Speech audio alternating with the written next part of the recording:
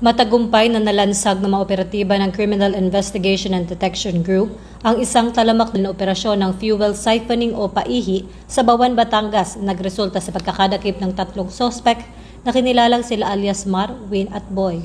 Sa naturang operasyon, nasa batang mahigit sa 5.5 milyong halaga ng petroleum products, kabilang ang isang tanker truck na lula ng 20,000 na litro ng langis at iba pang kagamitang ginamit sa ilegal na paglilipat at pag-iimbak ng krudo at gasolina. Ang mabilis at planadong pagkilos na ito ng PNP ay patunay ng kanilang dedikasyon na sugpuin ang mga gawaing kriminal na sumisira sa patas na daloy ng komersyo at naglalagay ng panganib sa buhay ng mga mamamayan sa naturang lalawigan.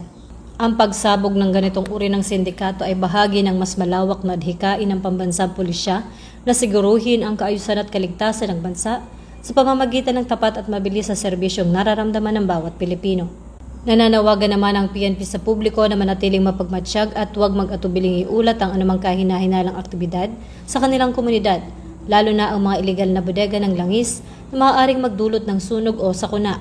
Binigyang diin ng kapulisan na ang pakikipagtulungan ng mamamayan ay krusyal upang tuluyang matuldukan ang mga operasyong gaya ng paihi na nagnanakaw sa kaban ng bayan. Ang PNP ay nananatiling katuwang ng bawat mamamayan sa pagbuo ng isang ligtas at maunlad na pamayanan, habang patuloy ang kanilang mahigpit na pagbabantay laban sa mga nagnanais na lumabag sa batas. Mula rito